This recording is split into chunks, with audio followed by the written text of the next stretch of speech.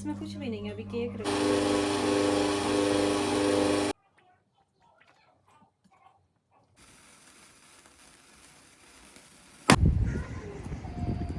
आपके तो लगता ही नहीं कि बच्चे भी हैं, आपका तो ये भी नहीं पता चलता आप मैरिड है, आपने खुद को इतना फिट कैसे रखा हुआ है।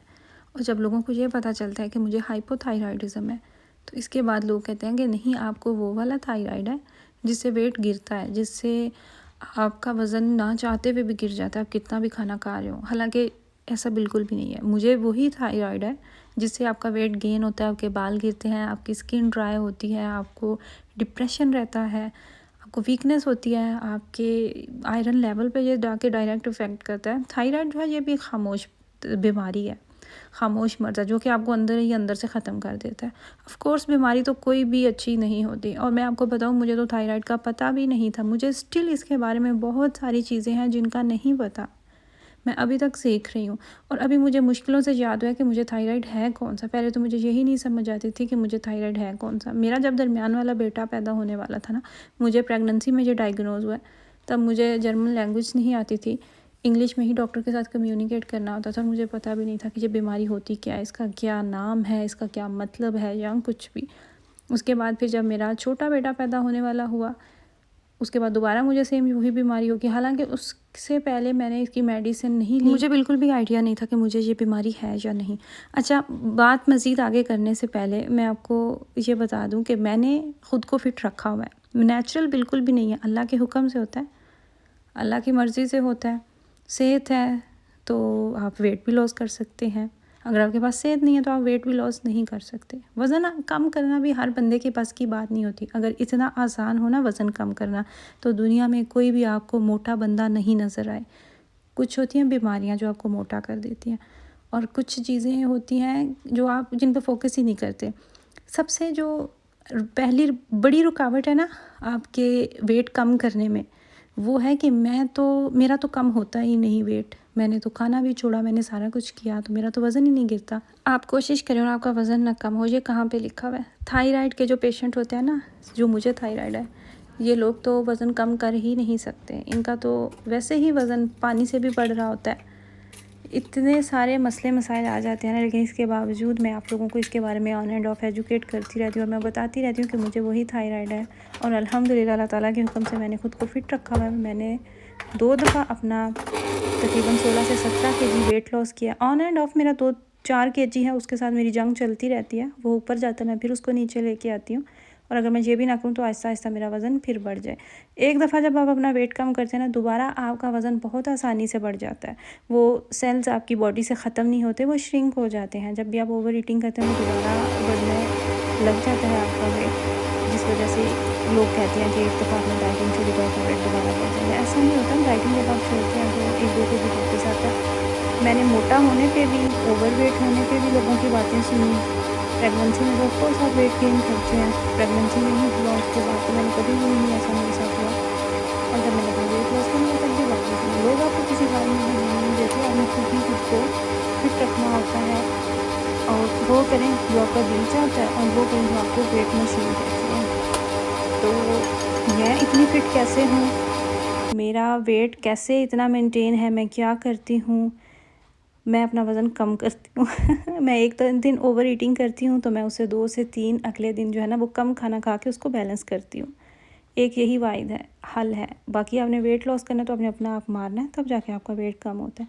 सो ये है स्टोरी मेरे स्मार्ट होने के पीछे। मैंने अभी पिछले दिनों में भी कुछ अर्सा पहले, मेरे ख्याल से आप कह लें कि 2 महीने पहले 4 केजी अपना वेट कम किया, जो कि बढ़ चुका था। खैर, मुझे केक बेक करना था क्योंकि मेरे बेटे की बर्थडे है, और मेरे बेटे की बर्थडे जो डेट है ना, आप भी हैरान होंगे, बहुत यूनिक है। 31 दिसंबर, यानी कि साल का आखिरी दिन। तो मैं बस उसी सिलसिले में आज केक बेक कर रही हूँ। मैं हमेशा घर में ही केक बेक करती हूँ। एक तो मुश्किल नहीं है केक बेक करना, आप अपनी मर्ज़ी से चीज़ें इसमें डाल सकते हैं, मीठा कम या ज़्यादा कर सकते हैं। फिर इसके अलावा आप बचत कर सकते हैं।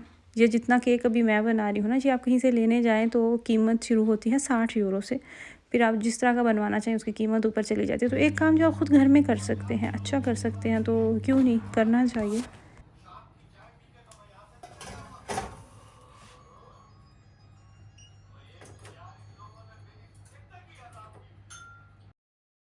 आपने कभी भी मेरे चैनल पे बर्थडे सेलिब्रेशंस का कोई इस तरीके से ग्रैंड सेलिब्रेशन का व्लॉग नहीं देखा होगा, क्योंकि मुझे बर्थडे इतनी वो हाई लेवल पे जाके सेलिब्रेट करने का शौक़ ही नहीं है।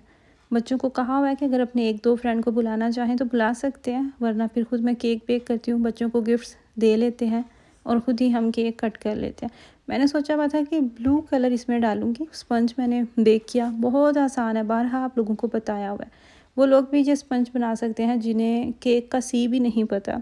4 अंडे लें, उसमें 1 कप चीनी डालें, 1 कप से थोड़ी सी कम डालें, घड़ी से 6 मिनट 7 मिनट देख के उसको बीट कर लें। उसके बाद फिर उसमें डाल दें vanilla essence, 2 table spoon cooking oil, 2 table spoon दूध और उसमें थोड़ा सा फूड कलर डाल के पास रख लें। 1 कप मैदा उसको छान के रख लें, 1 चुटकी नमक, दैट्स इट। जब अंडे बीट हो जाएं उसमें दूध और ऑयल मिक्स करें, कुकिंग ऑयल, फिर उसमें आहिस्ता आहिस्ता करके मैदा डाल दें। बेकिंग पाउडर कुछ भी इसके अंदर नहीं जाएगा। फिर आप अपना केक बेक होने के लिए रख दें और इतना ज़बरदस्त आपका स्पंज तैयार होता है ना। उसके बाद शलागदाने लेके आए मार्केट से, उसमें थोड़ी सी चीनी डालें, वनीला शुगर डालें, साशे जो मैंने आपको थोड़ी देर पहले दिखाया, और अपने स्पंज को इस तरीके से ऊपर से आप कर लें, दूध डालें। कुछ लोग तो चीनी का शीरा डालते हैं, कुछ लोग पाइनएप्पल जूस डालते हैं। पाइनएप्पल जूस भी आप डाल सकते हैं, मुझे मिला नहीं था पाइनएप्पल जूस, मैं स्पेशल मार्केट गई थी और इस दिन है भी छुट्टी थी। मैं केक के लिए कलर लेके आई थी, तो बस क्रीम में कोई भी कलर डालें और ऊपर से आप डेकोरेट कर लें। सिंपल सा है, कोई इतना मुश्किल नहीं है। अच्छा, अभी हम जा रहे थे नाश्ता करने के लिए, छुट्टी थी तो बच्चे भी घर ही थे, तो हमने सोचा कि चलो बाहर जाते हैं, नाश्ता करके आते हैं और वहीं पे थोड़ी सी सेलिब्रेशन कर लेंगे।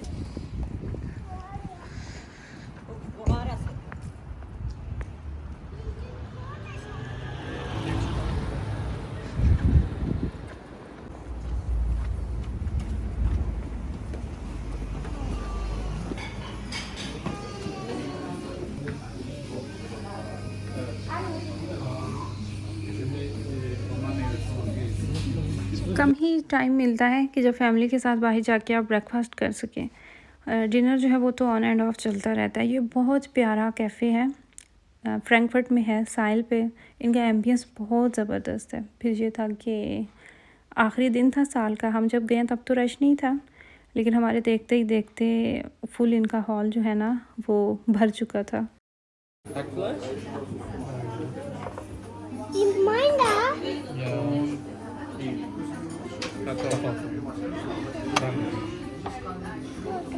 ये इसमें टैटू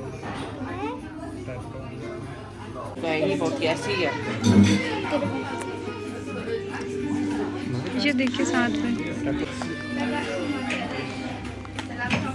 इतने बड़े।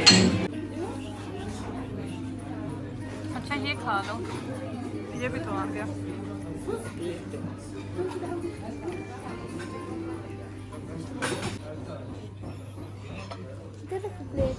जो मैं आपको जगह बना देती हूँ।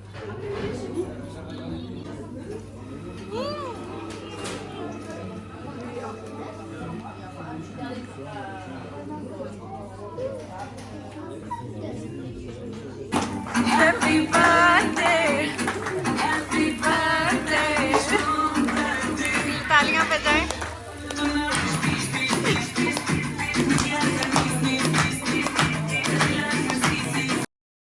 अब राज को बिल्कुल भी नहीं बताया था कि हम आपकी बर्थडे वहाँ पे सेलिब्रेट करेंगे, बस इतना कहा हुआ था कि हम जा रहे हैं नाश्ता करने के लिए।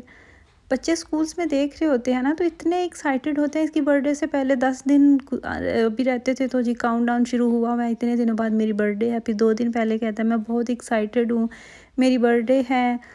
तो बस अभी फिर इतनी एक्साइटमेंट हुई थी कि अभी इमोशनल हो रहा था, बिल्कुल सरप्राइज़ मिला है। नाश्ता वहाँ से किया, पेट भर के, 12 बज चुके थे, मार्केट्स क्लोज़ हो चुकी थी। हालांकि हमने थोड़ी बहुत ग्रोसरी भी लेके आना थी, लेकिन 31 को 12 बजे तक सब कुछ बंद हो चुका था। अंडे और ब्रेड की हमें कुर्बानी देना पड़ गई, वहाँ से हम निकले ही लेट थे। फिर जी घर में आके जो मैंने केक बेक किया हुआ था, फिर हमने उस पर की सेलिब्रेशन। मुझे नहीं याद कि अभी किसी भी बच्चे की कोई ऐसी बर्थडे गुजरी हो जो हमने सेलिब्रेट नहीं की। अगर नहीं की ना तो इसी अबराश की नहीं की जब ये बहुत छोटा था, क्योंकि शौक़ नहीं है खुद से।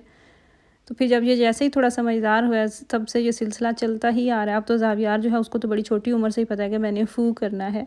इस तरीके से गुजरा था मेरा आज का दिन। आई होप कि आपको मेरी वीडियो अच्छी लगी हो। अपनी फैमिली का ख्याल रखिएगा, मुझे मेरी फैमिली को दुआओं में ज़रूर याद रखिएगा। इंशाल्लाह ताला बात होगी आपसे नेक्स्ट वीडियो में।